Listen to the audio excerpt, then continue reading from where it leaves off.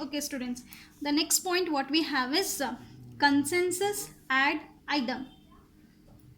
Consensus ad idem.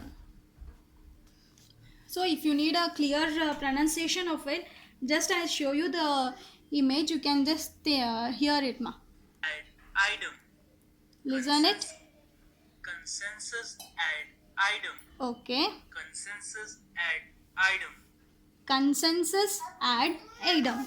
So here consensus ad idem is, it is an,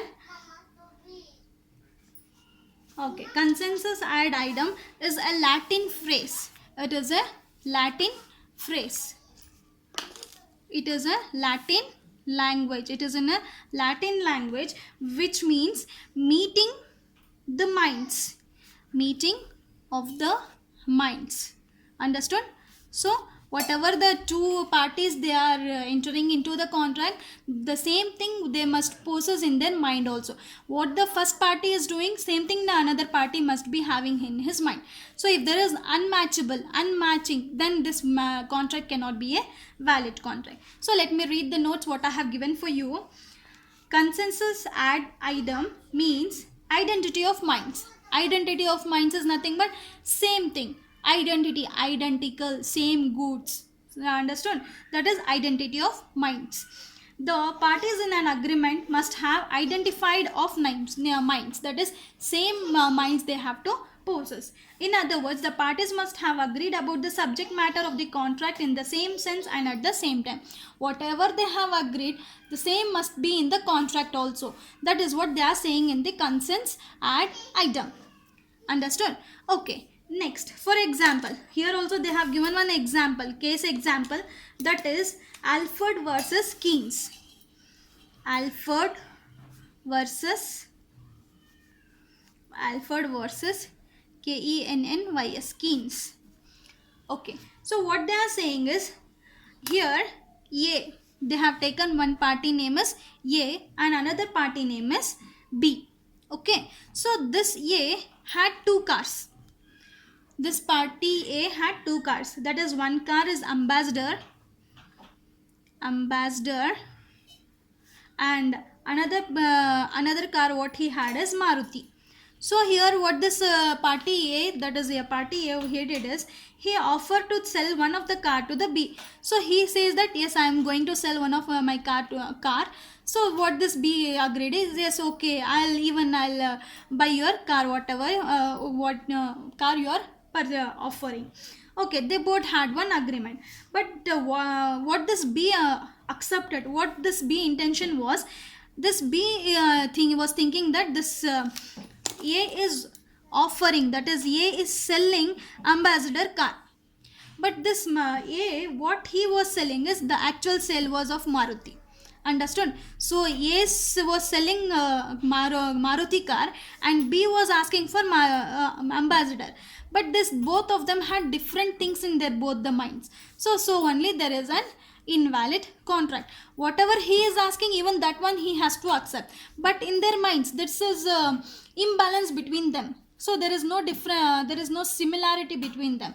Here this that is party A, he has to say that yes, I am selling this Maruti car, will you buy it? So like that the offer must be. And even this that is the buyer B, even he has to have would have asked the party A, that is the seller, this I'm going to purchase your Ambassador car. But this both of them did not do this that thing. So they did not explain the contract very detailedly. They just said yes, party A said I'm going to sell the car, so party B, yes, I will purchase the car. So they did not mention which car they are purchasing. So here they become the invalid contract. So they both the minds were in a question mark. So which car it was? He was selling different car and he was his intention to buy the car was a different car.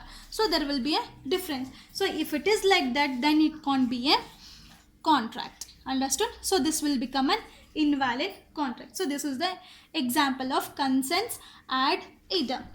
Next point what we have is competence of parties. Competence of parties. competence of parties. See the notes what I have given. Competence means capacity or a qualification. The parties to the agreement must be competent. If they are incompetent, the agreement in which they have entered, it becomes void. So whatever the competence they are doing, that is the capacity of the both the parties must be equal. That is capacity or the qualification, and capacity and the qualification of the party B should be both equal. For example, here only in the last case we saw that he was able to buy for ambassador, and this person was selling the Maruti, but this he does not have the capacity to purchase Maruti. He has the capacity to purchase the ambassador, so there will be a difference. Understood? So only this both, whatever the agreement they are entering, they must have the same capacity. For example, here also I'll give one example. If party A, let me name it as Rahul is the owner of one apartment. He is owner of one apartment, owner of a apartment. Okay, so Rahul is the owner of apartment, and let me name it as Rahul Raju. Okay, so Raju is a tenant. Raju is a tenant. Okay, understood? So what the Raju's capacity is, he is just Raju is thinking he will purchase. Rahul is the owner of apartment, then he is full luxurious, more rich person he is. No, so rich person. But this Raju, what he wants is, he just wants 2 BHK. Okay, 2 BHK. So his capacity is not so much that he can purchase the house in apartments. So his capacity is so low that he can't purchase there. So what he did is, so if it is equal, then only they can move on into a contract. If there is no equality, then they can't move on into the contract. So only we say that there must be equal capacity and equal qualification when both the parties come into a contract. That is the competencies of the parties. That competencies is nothing but the competitions also we can say. Capacity. So one party's capacity must be equal to of the other party's capacity. Okay. Next point what we have is free consent. Fifth point what we have is free consent. Free, C-O-N-S-E-N-T. Free consent. Free consent, see the notes. Free consent means the willingness of the parties to enter into an agreement. Such consent of willingness to enter into an agreement, such consent of the parties should not be obtained by unfair means. If the consent is obtained by unfair means like coercion, fraud, misrepresentation and undue influence, then it is not called as free consent, and it not be constituted as a contract. Consent should be full and free. Okay, free consent is nothing but the contract must not be a forceful contract. There must not be a forceful contract. No force. So willingly, by both the parties must enter willingly. Willingly they have to enter into the contract. If there is a force, then this contract cannot be a valid contract. For example, here they have given the example. They have given the example in the notes.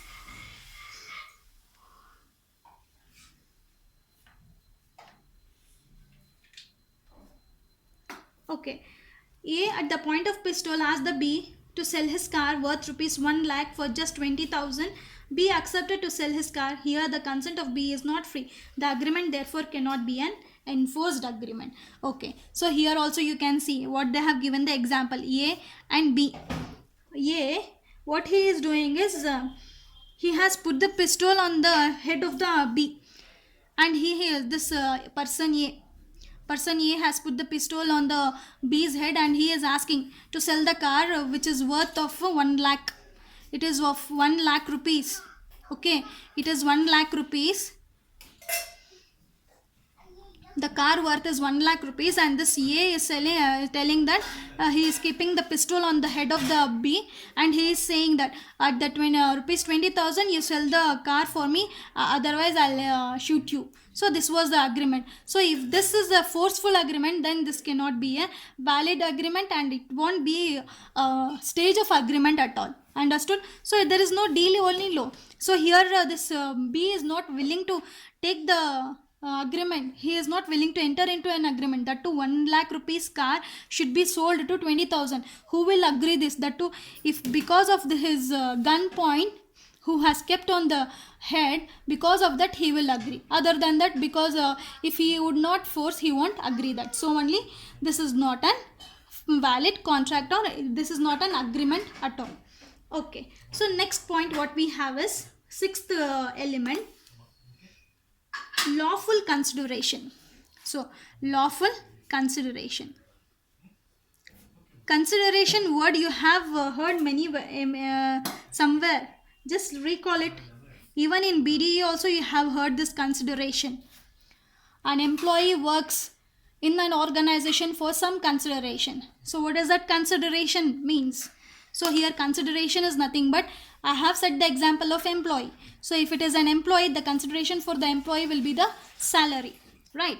So here lawful consideration means if they are making in entering into any contract, there must be some money which is to be considered between the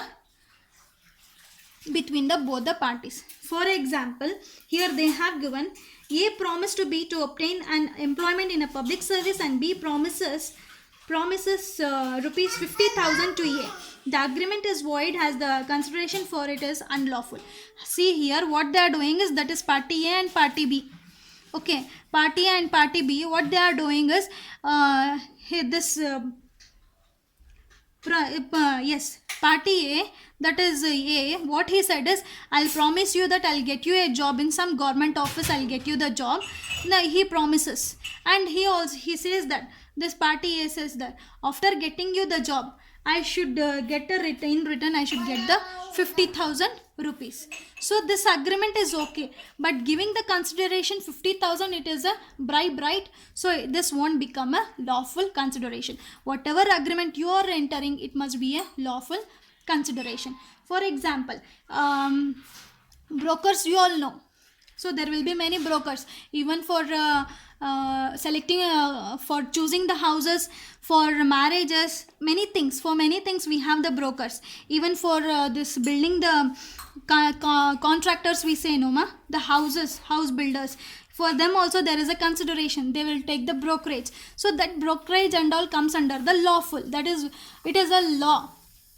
They can collect the money. If they use it as a bribe, then it is not a lawful consideration. So only when you enter into a contract, that must be a lawful agreement. If by chance, yes, okay, you have agreed about the 50,000 and he will give the job, and by chance instead of giving 50,000, okay, you have given the 50,000, instead of same 50,000 he has said that I need 1 lakh. So you can't go and file a case in the court of law that he promised me the job, I got a job, and I am if I want to pay this 50,000, I was agreed to pay for the 50,000, but he is again asking for 1 lakh. So at that time, that what the government does know, for both of you, they will take to the jail, and they will put you in the jail and in the back of bars. So this is the sixth point. Next what we have is lawful object. Seventh point. Lawful object. Okay, lawful object. Object here are nothing but, so whatever the object it may be, as we said lawful consideration, same thing here, lawful object also. If we are entering into the contract, the object what we are entering, that must be a lawful one. For example, here they have given the example also. If a person has been entered into an has hired some house, he has this person A has hired that is purchased the house from B, has purchased the house from B for gambling purpose. So if he has agreed the house for gambling purpose, then this gambling is not permitted in the law. It is against the government rules. So then it becomes the invalid contract. Understood? So it will become an unlawful contract. Okay, so whatever the object you are entering, that must be a lawful one. For example, I'll give the example that, but don't write this example in the examination. For example, this your some two friends have entered into a contract that yes, okay, yeah, if I give you all the assignments, if I write and give you all the assignments, the another person, what he'll do is, I'll purchase you 190. 90, I think you all have understood this 90. What is this 90? So this getting into this contract, writing assignments is okay, but entering, giving, paying back the 90 is not a lawful one. So it is against the law. So this becomes the object, whatever you are entering into the contract must be in a lawful one. Okay, understood? But don't write this 90 example in examination, children. Next, 8th point what we have is not declared to be void. Not declared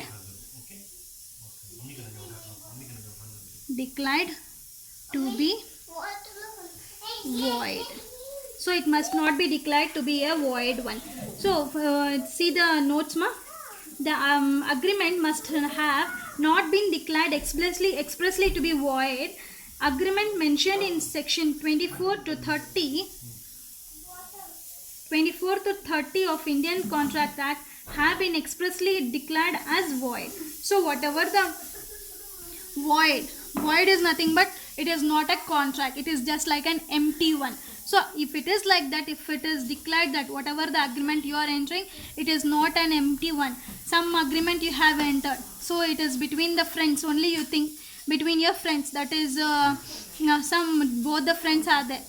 Friend 1 and friend 2. What they have agreed is, they have agreed that after you come, okay, what they have agreed is, there was a birthday party of party 1. Birthday party of party 1. So this boy, what he did is, he just gave the treat to party B. And this party 2, what he did is, he said this, okay, this time somehow you have taken the party from me, and next time when your birthday comes, I need your party from you. He asked the same thing to the party 2. So it is just an agreement between these two. That is a mutual friendly agreement. So there is nothing like a rules, regulation, nothing it has been followed. So there is nothing in this. There is no object, there is no consideration, and there is no competencies, and also there is no any identity of the minds, nothing it is there. So this will be declared as a void contract. So void is nothing but a empty, cancelled one, we can say. Understood? Void can we say cancelled or empty contract. So it is not a contract at all. Next point what we have is 9th point, certainty and possibility of performance. Certainty, NTY, certainty, and possibility, POSSIBILITY, possibility of performance, PERFORMANCE, performance. So see the notes, children. The terms of government must be precise and certain. They must be capable of performance. An agreement to do an uncertain and impossible act cannot be enforced. So certainty, whatever the agreement they are entering, it should be certain, precise, small one. Small agreement must be understood, not lengthy. Okay, it must be very precise. And possibility of performance. If you are entering into some contract, it must be possible. Yes, it can be done. Like that, the contract must be done. So you might have seen the Telugu movie, that is Racha movie. There will be a betting Raj, no? So what he does is, that is riding the bike in the speed of the train. So it is possible. Only in movies it is possible. So it is impossible thing. So that type of things should not be entered in the contract. If it is like that, which is impossible things, at that time this contract will become an invalid contract. Understood? Okay. And also, okay, next 10th problem. 10th point. What we have is legal formalities. Formalities. So legal formalities. See the notes, children. An oral contract is perfectly valid contract except in those cases where writing, registration, etc. are required by some status, like in the case of scale, mortgage, lease and gift or immovable property. So legal formalities, yes, okay. If you are entering into any agreement, there must be legal formalities. That is like if you are keeping your jewelries in some jewelry shop, if you are keeping it like that, so there will be an legal formalities that you have to take the amount how much you have taken, that must be noted. Amount must be noted, that how many kg of gold you have kept, for how many days you have kept. So that and all will be given in some slip form. No, that will be written in a slip form. Okay. And one more example you have is if you take loan from the bank. Loan from a bank, there will be so many different formalities, that is applying, writing in the form, and also there must be giving a surety for it, and also there must be many securities must be given. So all these formalities must be entered into the contract if there is a requirement. If there is no any requirement like that, if it is just a casual one, then it is okay. So if government is saying that there is a requirement of legal formality for that particular type of contract, at that time there is a requirement of legal formalities. Okay children, if you have any doubt till here, you can ask me in the tomorrow's class, or you can message me, or even you can send me the voice message or video message, anything. But one thing is, you have to clarify your doubt. That is the main thing, and that is what I needed. Everyone have to hear this complete video. Thank you, students.